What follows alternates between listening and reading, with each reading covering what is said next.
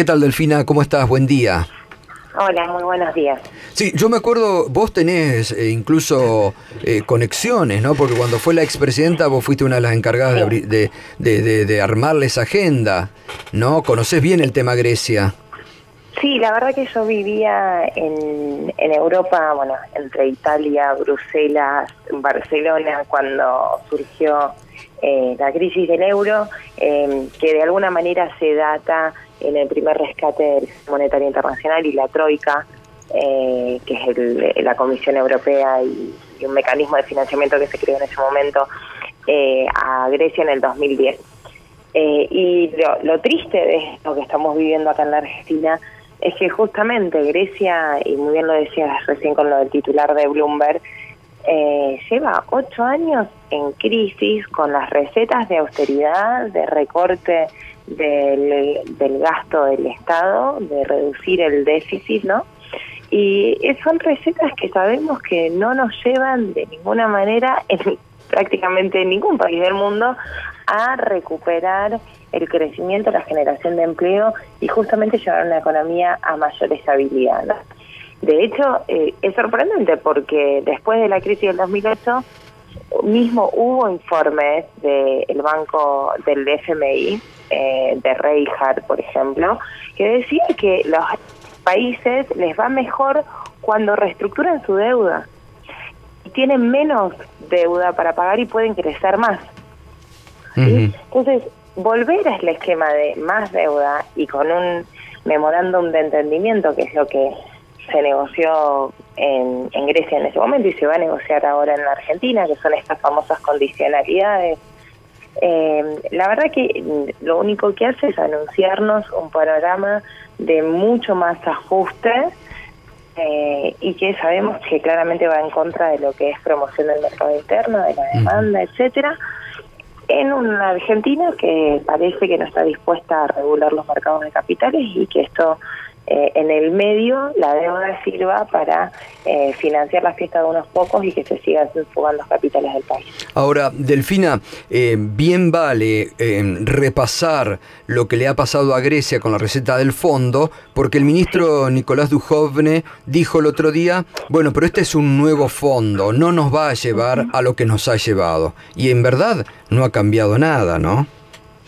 Mira, lo único interesante que había surgido durante el fondo con el rescate a Grecia es una carta de Brasil, durante el gobierno de Lula, si no recuerdo mal, en donde advertía Lula, digamos, el gobierno de Brasil, sentado en el Fondo Monetario Internacional, advertía de las consecuencias negativas del rescate de la Troika a Grecia y de las condicionalidades de ajuste. Ahora, hoy, ¿quiénes están sentados en el directorio del Banco Central? Es la pregunta. Entonces, el banco es el Banco Central, disculpame, del fondo, claro, del fondo. Del fondo, sí. Que el fondo actúa como un banco, ¿no? Y hay un directorio donde se sientan los países y votan en función de la plata que... El principal país que pone plata, Estados Unidos, gobernado por Donald Trump. Entonces, ¿qué es esta idea de que el fondo puede ser distinto? Porque la Lagarde acá es simplemente la cara visible de un acuerdo político entre Estados miembros que ponen plata. Entonces yo no veo que haya un cambio fundamental. Es más, diría que dada esta reconfiguración del mundo hay una mayor inestabilidad, porque no sé qué va a hacer el gobierno de Estados Unidos. No sé qué va a pedir y qué condicionalidades va a pedir. O si todo esto es para además pedir mayores aperturas en las relaciones comerciales con Argentina. Por ejemplo, que empecemos a importar carne vacuna de Estados Unidos. ¿Dónde sigue todo esto? Claro, claro. Entonces, el fondo tuvo un posicionamiento hacia adentro del fondo disidente porque Argentina y Brasil, al pagarle al fondo, ¿no?, junto a Lula y a Néstor Kirchner, y quedarse dentro en el directorio, podían emitir alguna opinión distinta, pero porque eran gobiernos con una visión distinta de lo que es justamente el collar o cómo ahorca la deuda pública a los estados.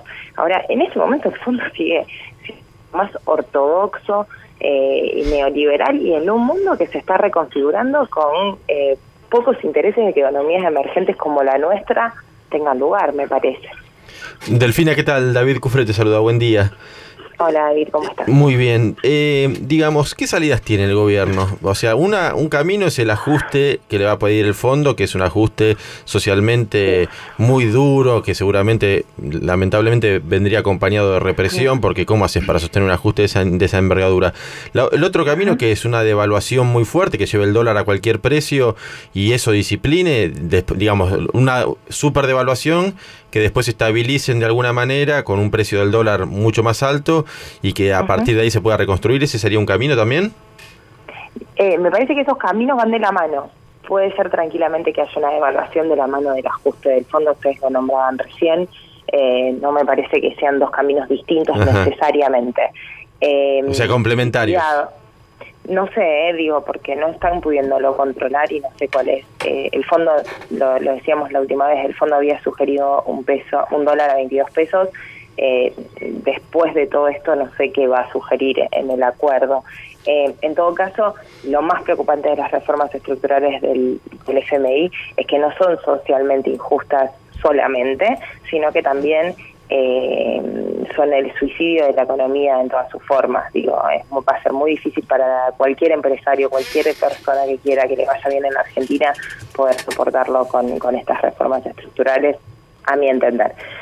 En la alternativa heterodoxa, digamos, del otro lado de la biblioteca que tendría la Argentina, es empezar a revertir medidas que hizo este gobierno apenas llegó. Digo, regular el mercado de capitales, regular la salida de grandes capitales, pedirles a quienes exportan que traigan ese dinero a la Argentina, volver a colocar un sistema de retenciones que le permita, evidentemente, a las economías renovables exportar y ganar competitividad, pero que también le permita al Estado contar con los dólares necesarios para reestructurarse.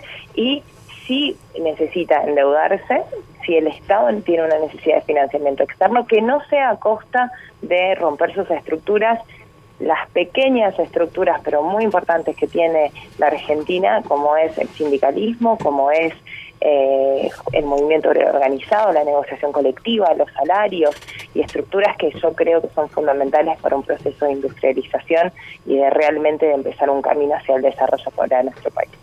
Gracias, Delfina, que tengas buen día. No, gracias a ustedes, hasta luego.